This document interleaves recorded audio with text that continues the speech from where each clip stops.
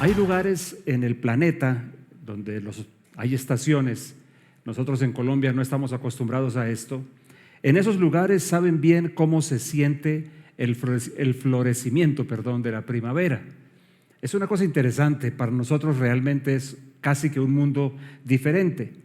Acabamos de llegar de un viaje que nos llevó también, parte de su estación fue Corea del Sur, y coincidimos con un momento en Corea del Sur, que ahora yo lo entendí bien porque lo había visto por allí en sitios web y cosas así, que es el cherry blossom, el florecimiento de esos arbolitos que se llaman flores, es un árbol de las flores de cerezo. Es muy interesante, y mientras ustedes están mirando algunas imágenes que queremos compartirles acerca de la belleza de esos árboles, realmente alcanzamos a tomar unos días donde empieza eso a florecer y de verdad es impactante. Es el anuncio, por lo menos en la zona de Corea y en la zona de Japón, de que la primavera llegó. Bueno, lo interesante es que hablando del cherry blossom, las flores de los cerezos que están brotando son árboles que florecen en la primavera y sus flores son de color blanco o de color rosa, pero de un tono muy bonito realmente. Una entidad oficial de Japón, la Corporación Meteorológica Japonesa, dice que esos capullos están allí listos, pero inactivos durante todo el invierno, imagínense ustedes, para sobrevivir al frío.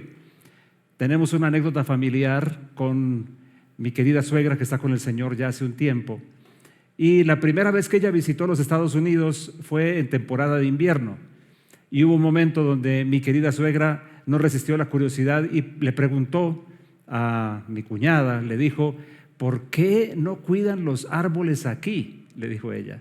¿Por qué dejan crecer esos chamizos?, que es una expresión bastante santandereana. Obviamente ella no estaba acostumbrada, como la mayoría de los que estamos en esta zona del mundo, en el Ecuador, no solamente Colombia, sino todos los países que están en este cinturón, pues estamos ajenos a eso y no sabemos que todo eso se cae y todo se reduce a la más mínima expresión en la vegetación para sobrevivir el invierno. Así que viene, en este caso, en Corea, en Japón, el cherry blossom, que rompe la inactividad de tanto tiempo, todo el invierno. Los capullos comienzan a crecer y las temperaturas altas empiezan a hacer que florezcan, y de un día para otro se puede ver la diferencia.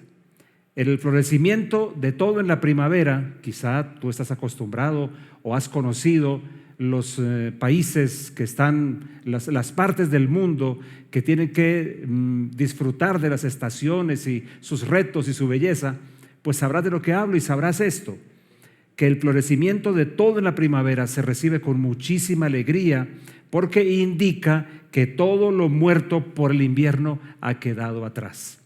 Ahora, ¿por qué quiero tomar esta ilustración?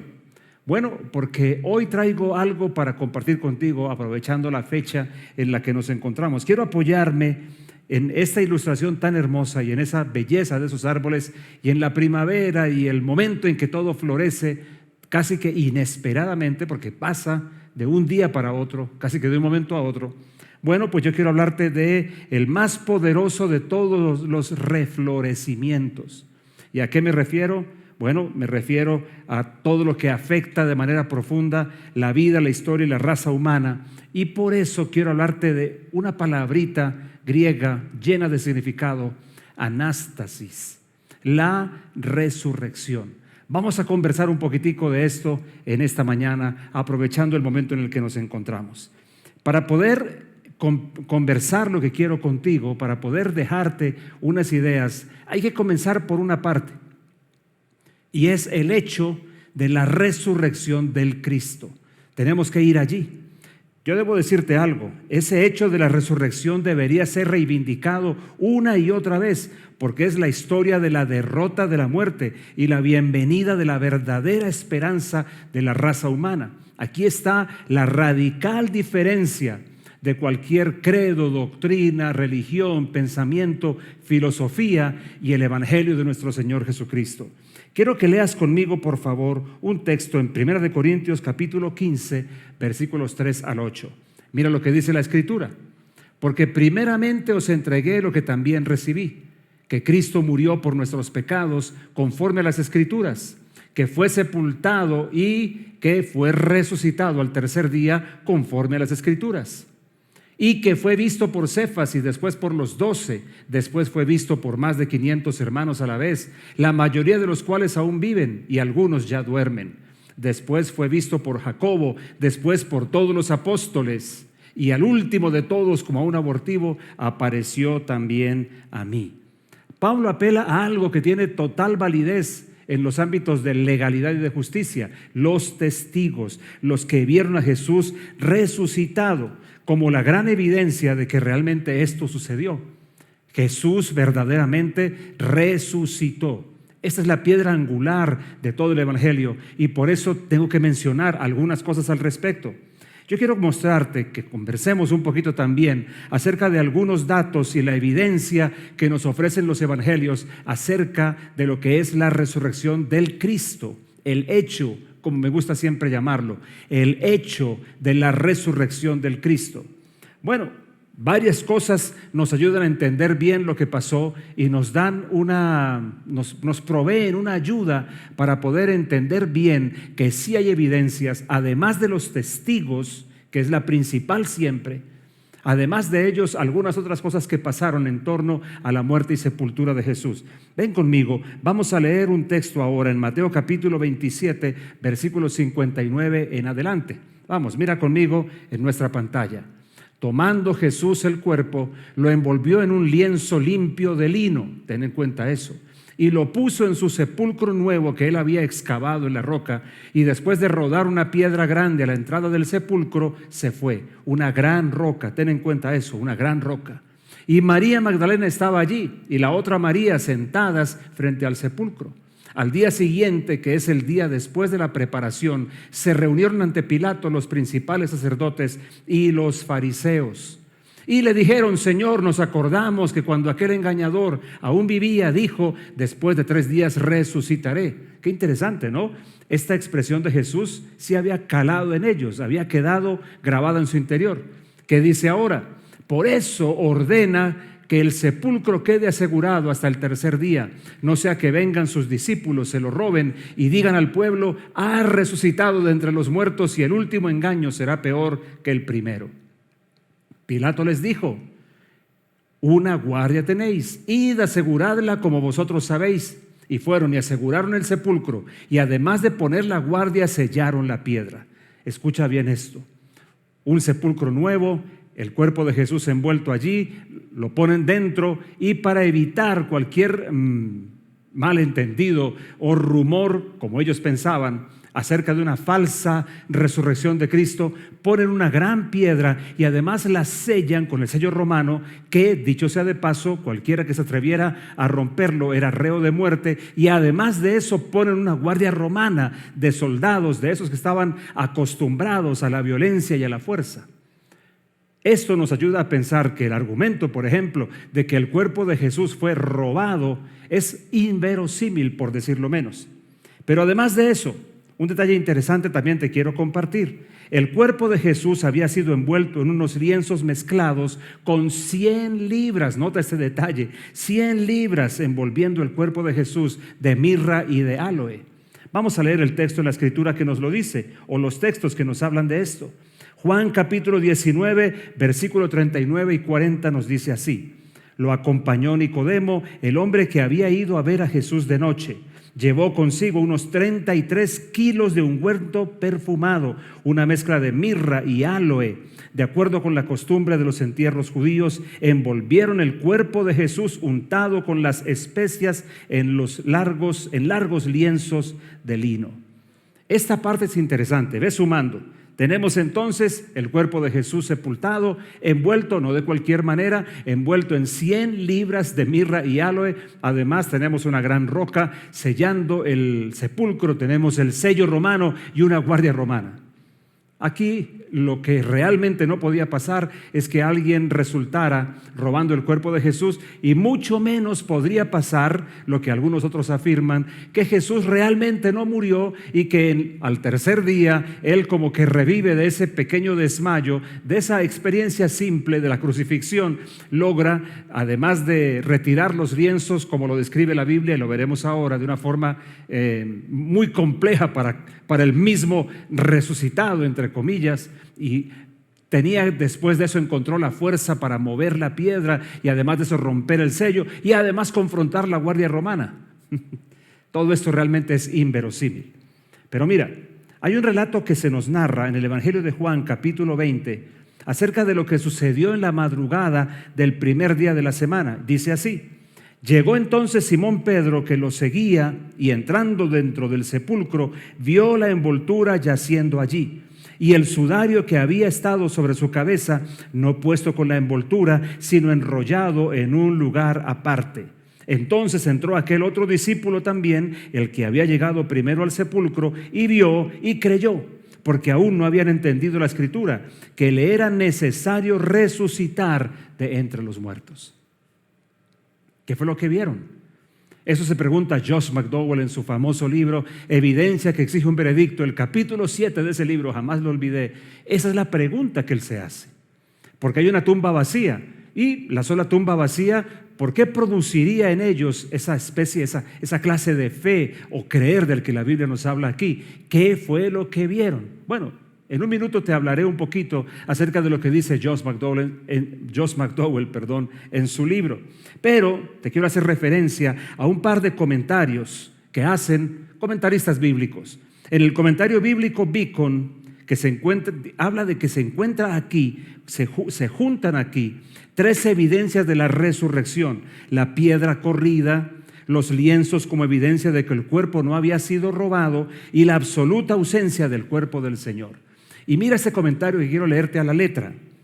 MacGregor, otro comentarista, observa lo siguiente, abro comillas: la totalidad del lenguaje parece haber sido cuidadosamente escogido para sugerir que el cuerpo físico de Jesús había pasado a ser el cuerpo resucitado, espiritual y glorificado, sin molestar las ropas sepulcrales que simplemente habían sido dejadas sobre las rocas del interior del sepulcro en su posición original.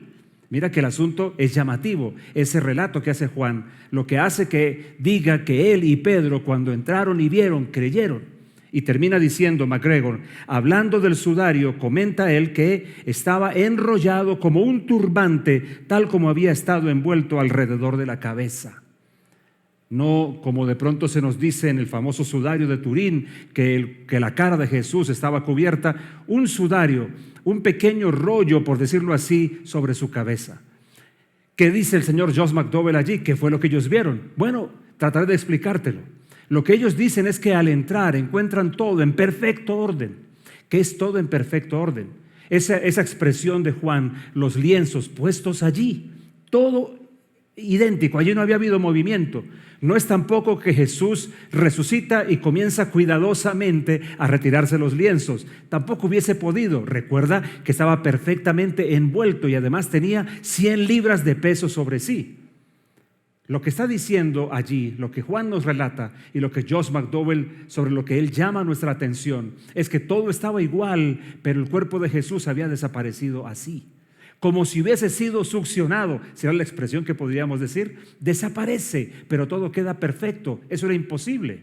Si van a robar el cuerpo, o los lienzos salieron con el cuerpo, o tuvieron que retirarlos para llevarse el cuerpo. Si fue Jesús, Él por sí mismo el que lo hace, ¿cómo logra retirarlos? Ellos ven entonces una escena donde todo está intacto, como si fuera una crisálida vacía. Jesús, solamente el cuerpo de Jesús retirado de ese lugar. ¡Qué increíble detalle! Eso es lo que Josh McDowell dice. Los lienzos estaban puestos allí y el sudario en un rollo aparte. Claro, se veía separado de lo demás porque había estado sobre la cabeza de Jesús, cubriendo su cráneo, y ahora es como si se hubiera salido con sumo cuidado y todo queda más o menos igual, pero al no tener su cabeza dentro se hunde un poco y se convierte en una especie de pequeño rollo. Tiempo faltaría para poder hablar más de esto, el hecho de la resurrección de Cristo. El asunto es este. Mi punto es muy simple. El asunto de la resurrección de Cristo simplemente es central. Sin Él, sin ese asunto, sin ese hecho de la resurrección de Cristo, todo sería palabrería religiosa, un gran mito y nada más que eso. Ahora, lo que yo más quiero hoy dejar contigo a partir de aquí es lo siguiente: el anástasis, la resurrección de los muertos. Hablemos un poquitico de esto entonces. Y déjame enfatizar esto en esta mañana especial que conmemoramos, de hecho, la resurrección de Cristo. Miren lo que dice 1 Corintios capítulo 15, versículos 12 al 14. Vamos a leerlo juntos. Pero si nuestro mensaje es que Cristo resucitó, ¿por qué dicen algunos de ustedes que los muertos no resucitan? Escucha esta expresión: porque si los muertos no resucitan, entonces tampoco Cristo resucitó. Mira qué interesante cómo junta, cómo ata la resurrección de Cristo con la promesa de la resurrección para nosotros. Y cómo dice que lo uno sin lo otro no puede suceder. Si Cristo resucitó, nosotros resucitaremos. Y si nosotros no resucitamos, entonces es porque el Cristo nunca resucitó. Es un argumento muy interesante de cómo estas dos están completamente ligadas. Versículo 14. Y si Cristo no resucitó, el mensaje que predicamos no vale para nada, ni tampoco vale para nada la fe que ustedes tienen. Aquí es donde se abre el evangelio y el cristianismo de cualquier otro concepto, filosofía, religión, como lo dije hace unos minutos nada más. Es muy interesante. Anástasis es la expresión para resurrección y en sus componentes en el griego tiene dos partes que dejan claro de qué se trata, como para que alguno no piense, no lo malinterprete. Alguno dirá, no, es una resurrección figurada, es una resurrección de los espíritus, es los espíritus que nunca mueren, lo cual es una enseñanza bíblica, que el espíritu del ser humano es inmortal. Pero no es lo que está diciendo el anástasis de la resurrección, porque en su composición en el griego bíblico está la palabra ana, que significa arriba, y está la palabra histemi, que habla de poner en pie. Literalmente está diciendo el volver a estar en pie. No está hablando en un sentido figurado en lo más mínimo. Y por eso la palabra anástasis es la que he escogido para hablarte hoy. Mi punto es aquí que la resurrección es una promesa segura para todos los que son de Cristo. Mira lo que dice Pablo en 1 Corintios capítulo 15, versículo 22. Porque así como en el Adán todos mueren, está hablando de Adán el primero, que llega a convertirse en una gran figura, los Adán, que habla de todos los seres humanos perdidos, enfermos, caídos, mortales. Así como en el Adán todos mueren, así también en Cristo todos serán vivificados, pero cada uno en su orden. Cristo, que es las primicias, luego los que son de Cristo en su venida. Pero vuelve a decir que están ligadas estas dos. Mira, yo tengo aquí unas frases para ti hablando de la promesa de la resurrección para nosotros. Y es una promesa que más adelante te voy a explicar por qué la estoy reivindicando tanto hoy. ¿Qué es lo que encuentro? ¿Cuál es el valor que tiene esa promesa para nuestro día a día o para el curso o para el transcurso de nuestra vida? Bueno, la resurrección entonces nos está diciendo, por un lado, que hay esperanza, incluso más allá de la muerte, una esperanza que no solamente prevé un futuro bueno para nosotros, sino algo aún mayor después, aún de la muerte misma. Estaba hablando que la resurrección también nos dice que la muerte será solo como un abrir y cerrar de ojos. Me refiero a un cambio de dimensión, pero también un momento en el cual todo entrará en la plenitud de lo que Dios quiso para nosotros. La promesa de la resurrección nos dice que la historia de nuestra existencia, la historia de mi existencia, continúa. La historia de mi existencia sigue, que siguen otros capítulos más por escribirse, que no alcanzo a imaginarlos ahora, ¿cómo serán? Y también la promesa de la resurrección nos dice que la eternidad va a copar el tiempo. ¿Tú te das cuenta que el tiempo existe en la eternidad? pues va a haber un momento en el cual la eternidad lo copará por completo, y todo eso está marcado por el momento de la resurrección nuestra, no solamente la de Jesús. Ahora, alguno podrá preguntarse, bueno, ¿y cuándo va a ser eso? ¿Cuándo va a pasar eso? ¿Cuándo es que vamos a resucitar? ¿En qué va a consistir? Mira lo que dice Pablo al respecto en 1 Corintios capítulo 15, versículo 51. Vamos a leerlo. He aquí os digo un misterio. No todos dormiremos, pero todos seremos transformados. En un momento, mira que aparece la expresión que acabo de decirte, en un abrir y cerrar de ojos, a la final trompeta, porque se tocará la trompeta y los muertos serán resucitados, incorruptibles, y nosotros seremos transformados. Porque es necesario que esto corruptible se vista de incorrupción y esto mortal se vista de inmortalidad. Y cuando esto corruptible se haya vestido de incorrupción y esto mortal se haya vestido de inmortalidad, entonces se cumplirá la palabra que está escrita: sorbida es la muerte en victoria. Qué expresiones tan contundentes. Yo creo que queda claro para nosotros que la resurrección de los muertos es uno de los acontecimientos más dramáticos que están ligados a la segunda venida de Cristo. Eso para responder el cuándo. ¿Cuándo será esto? En la segunda venida de Cristo. Fíjate qué interesante. De pronto alguno pensará, en la Biblia hay historias de resurrecciones. Sí, fueron resucitadas personas que fueron vueltas a la vida natural, a ese cuerpo corruptible, y luego murieron seguramente otra vez. El milagro más notorio del ministerio de Jesús precisamente fue una resurrección, la de Lázaro. Pero Lázaro vuelve al mismo cuerpo que él tenía y un tiempo después otra vez volvió a morir.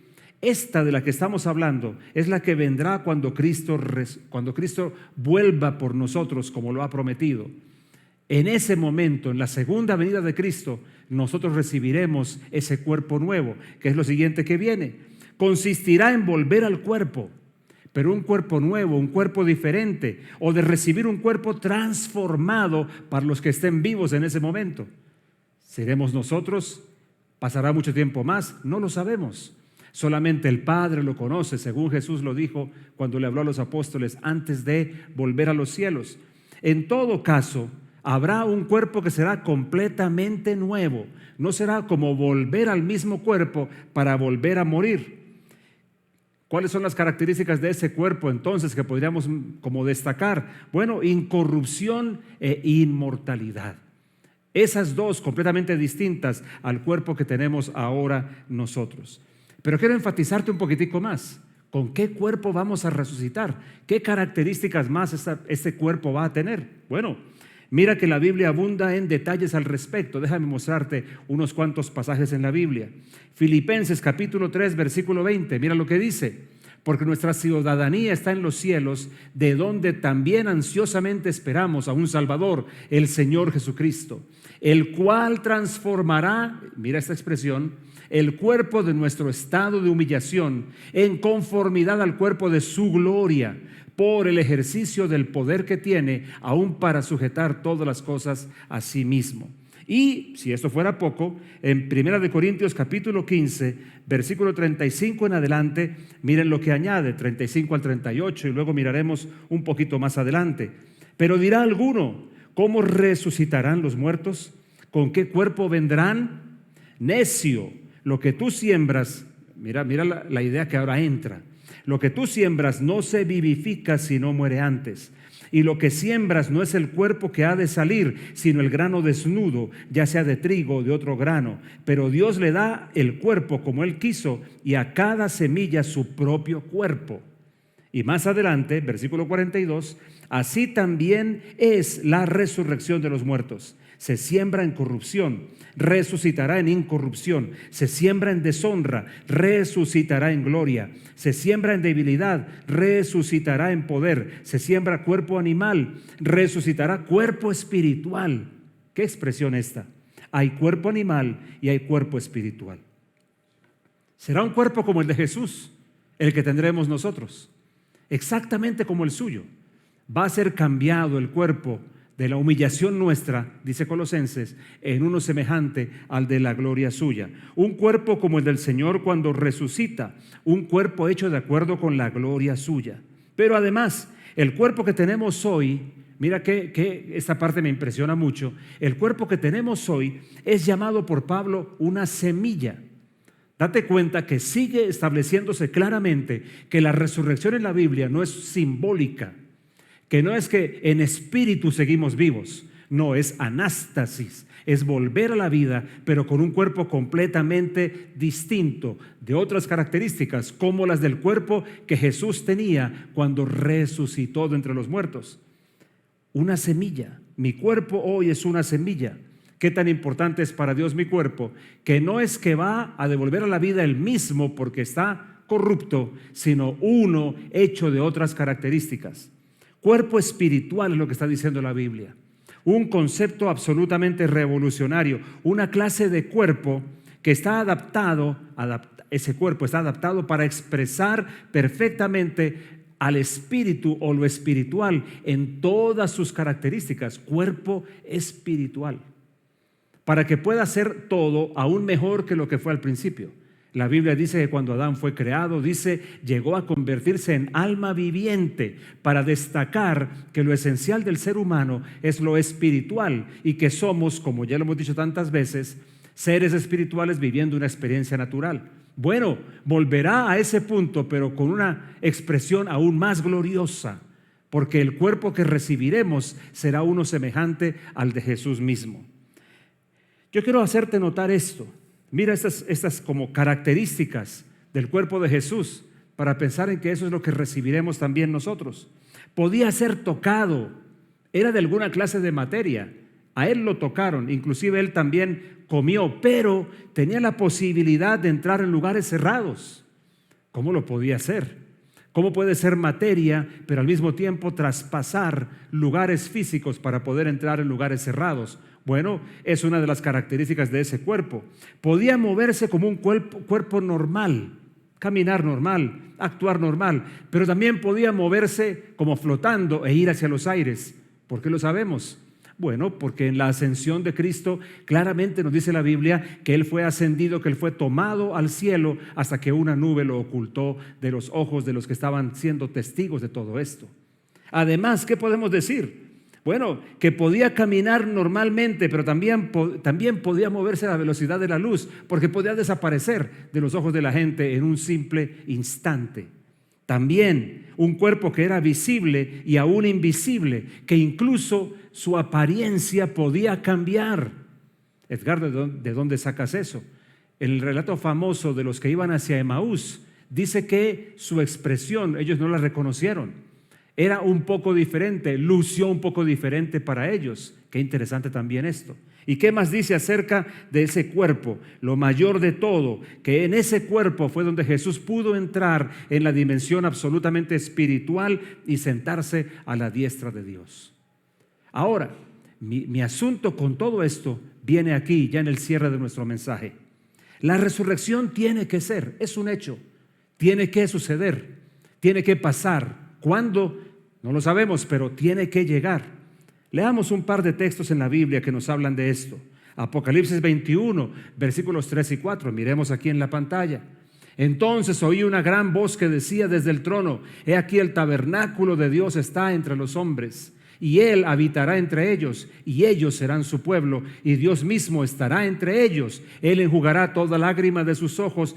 Y mira lo que dice ahora: y ya no habrá muerte, ni habrá más duelo, ni clamor, ni dolor, porque las primeras cosas han pasado.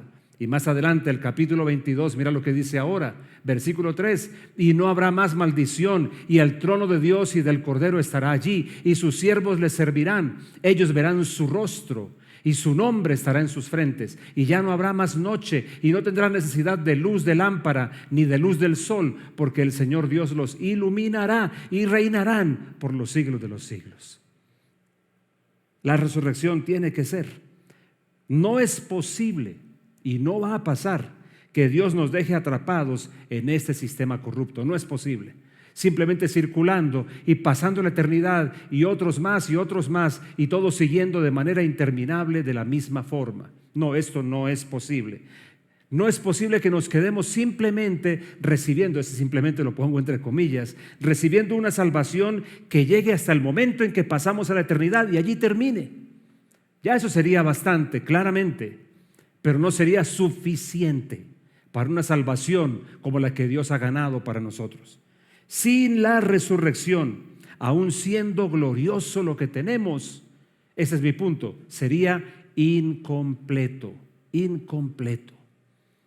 Este asunto es precisamente el perfeccionamiento de toda la obra de salvación de Dios para nosotros. Ahora, me preguntarás tú de pronto, ya en este cierre completo de nuestro tema, bueno, Edgardo, y todo eso, además de saberlo, de tener información, ¿como para qué nos es útil? Es lo que pretendo decirte. Sin la resurrección de Cristo, todo sería un bellísimo engaño. Todo muy lindo, todo para poder de pronto tener algún aliento para el cual vivir, pero nada más que eso. Todo sería una ilusión grande pero engañosa. No habría esperanza, no habría futuro, no realmente. Todo simplemente consistiría en seguir iguales, naciendo, viviendo, muriendo y pasando la eternidad, donde estaríamos en un estado un poquito gaseoso, incomprensible, y ya, hasta allí llegaría todo. No, sería completamente incompleto. Déjame decirte, suena como eso debe tener un nombre, completamente incompleto. No lo había pensado así, pero en realidad una salvación sin resurrección no tendría ningún sentido. Se quedaría corta de manera absoluta. Yo quiero darte unos pensamientos acá, hablando de nuestro día a día y de nuestra permanencia en el mundo. La resurrección es un grito de esperanza. La resurrección dice que la historia en las manos de Dios tiene continuidad en dirección de sus propósitos. Dice que la historia de los que han vivido y caminado con Él seguirá creciendo. Que hay más historia de nuestra existencia que la que pertenece solamente a esta dimensión de tiempo y de espacio. Escúchame esto, por favor. Mi historia, tu historia sigue. La resurrección nos dice eso. Además nos dice, o nos habla también, de que brinda una esperanza que nos hace estar conectados con el presente, conectados totalmente con el presente y con nuestra vida y misión hoy. ¿Qué quiero decir con esto?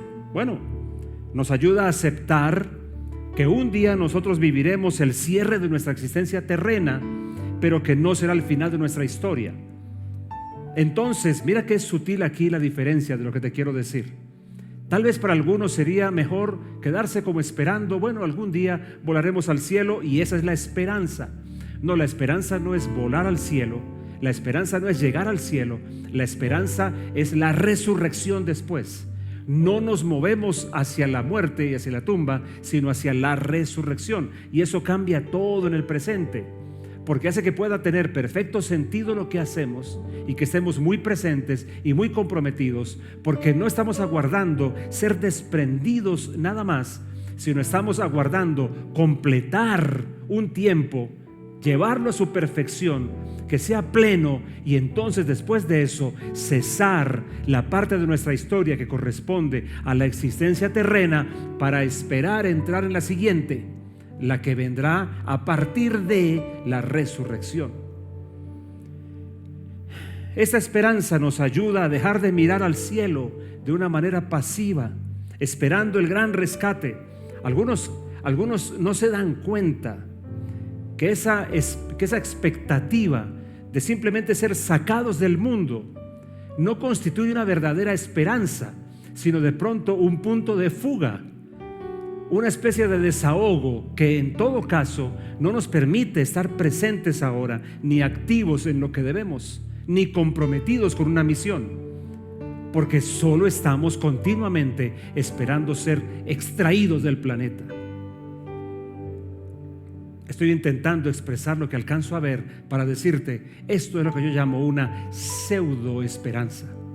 La esperanza verdadera no consiste en ser tomados y sacados de aquí para ser puestos en una eternidad gaseosa, perdón la expresión. Espero que ninguno se ofenda. La esperanza de la que yo hablo consiste en caminar aquí de manera plena y presente, comprometida con el tiempo en el que estamos viviendo y con la tarea que se nos asigna, esperando no ser llevados a una expresión gaseosa, sino esperando que llegaremos un día a la siguiente estación, que se llama la resurrección. Y que seguirá de allí, solo Dios lo sabe. Déjame terminar con esto. Yo he pensado mucho últimamente en las personas que se rehúsan a tener hijos porque dicen: ¿para qué? ¿Para qué esto? ¿Para qué si vienen para sufrir en el mundo? ¿Para qué si van a pasar trabajos y dificultades? No están comprendiendo lo que te estoy diciendo quienes así piensan, porque creen entonces que la existencia humana toda tiene que ver con esto y con un eventual paso a una eternidad al morir. Debo decirte algo.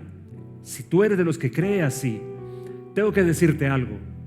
Si tú no das a luz algo, si no traes una generación que salga de ti, no tendrás nada ni a nadie que abrazar luego. Sí, yo pienso el momento en que debamos partir de este mundo, yo mismo, cuando sea el momento de cerrar mis ojos, los seres que yo amo, podríamos pensar mejor no existir para que eso no pase. Pero eso dibujaría en nosotros una actitud de desesperanza. Más bien, lo que yo pienso es: sí, será un momento complejo para cada uno, momentos de despedida y de tristeza.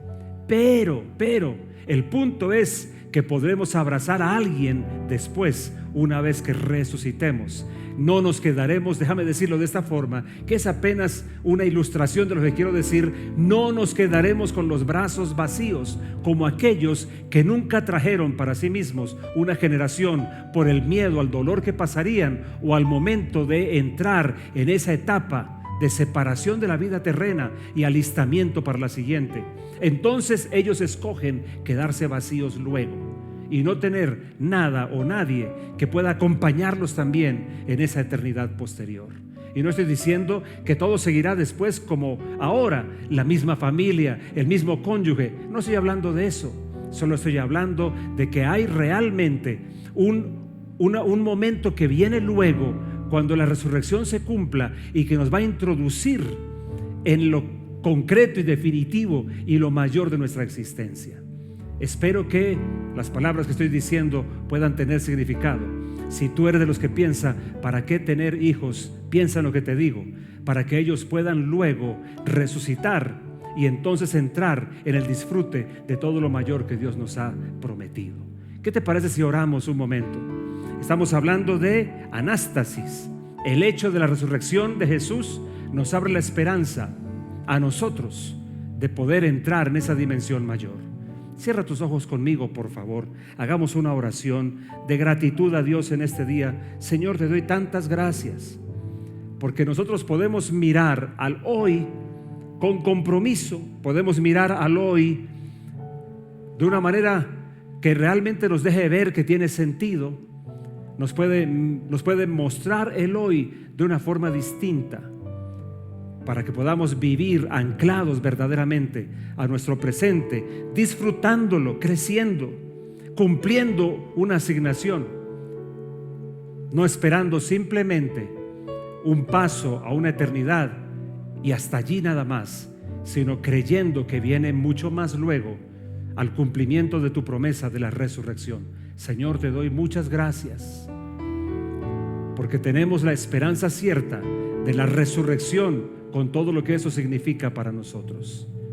Te bendecimos, Padre bueno, en el nombre de Cristo Jesús.